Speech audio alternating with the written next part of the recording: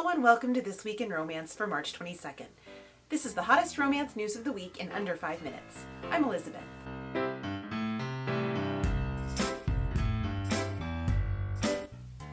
The biggest news this week is that the Romance Writers of America released the finalists for this year's Rita and Golden Heart Awards. The Rita Awards are the Oscars of the romance industry, honoring the best books of the year as chosen by other romance authors. I'll link the finalist list in the description box so you can check it out. Unfortunately, there's another way the Rita Awards are like the Oscars, and that is that the contest continually overrepresents white authors. Something about the structure of the contest needs to change. No one is sure what that is yet, but the fact that people are talking about it is a good thing. Speaking of underrepresentation in romance, Forever Romance announced the All Love, All Voices contest this week. The editors at Forever will read all submissions and award 18 prizes total. The top 3 will be given consideration for publication to the Forever or Forever Yours imprints. I was initially excited about this. The thing is, upon digging into it a little further, I discovered that the contest isn't limited to Own Voices writers. According to the Ripped Bodice Diversity Study, Forever's list in 2018 showed just 5% authors of color. And looking at the big names they cite in their press release, not a single one is an author of color, and it includes some names that have been recently including characters of color in their books with mixed success.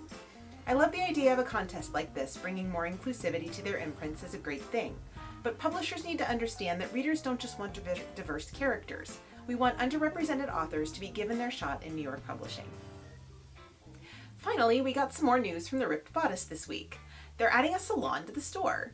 Partnering with another woman-owned business in their neighborhood, they're adding cuts, color, and eventually nails and waxing.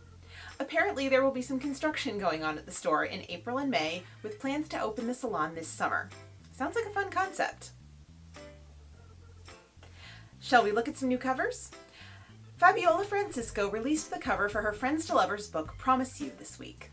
I'm used to seeing rock stars in romance, but the hero of this one is a country music star. I've not personally read this author, have you? Promise You comes out May 1st. Next up is The Wallflower Wager by Tessa Dare. A couple things about this one intrigue me. First of all, the hero is not an aristocrat. I mean, he's still apparently wealthy as sin and smoking hot, but he's not a duke.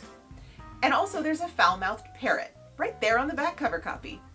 The Wallflower Wager can be in your hot little hands August 13th. Finally, Get a Life, Chloe Brown by Talia Hibbert. Hibbert is already beloved for her self-published, inclusive British contemporary romance, and this book is her traditionally published debut. Looks like it's going to be a book with a bad boy hero and a chronically ill heroine, making it a great addition to Hibbert's already robust body of work. The book comes out November 5th, which feels like an eternity. Luckily, she has another book coming out in May. I'll have more on that in a couple of weeks, so stay tuned. Now for new releases. Alyssa Cole has a new entry in the Reluctant Royals series, Can't Escape Love.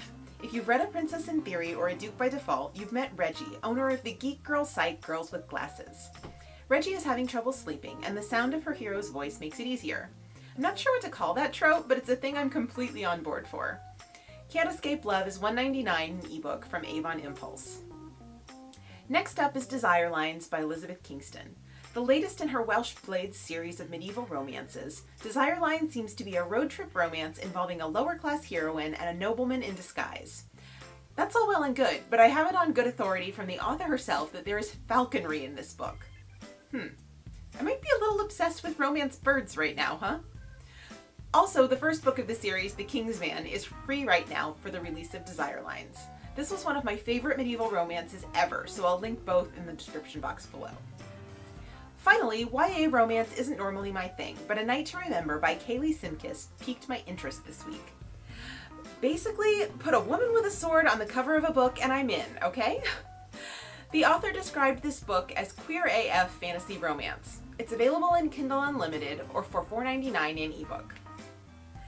Now for our pet of the week. I promise I won't always feature dogs, but I spied an older pug on Instagram this week belonging to romance writer Layla Rain, and I just had to find out more. Turns out that Yoda is one of 3 doggies residing in the Rain household. Also pictured are Scarlet, the younger pug, and Keller, the Frenchie. Rain just finished up her latest romantic suspense series, Trouble Brewing, about 2 FBI agents falling in love, and she's got a bunch more stuff coming out this year. I'll link the first book in that series below. That's it for This Week in Romance. If you missed any recent episodes, check out the playlist I have linked. It's full of romance news, new releases, and more pictures of precious puppers. Have a great week. Doubt not, slay some words, and Lex has your back. Bye.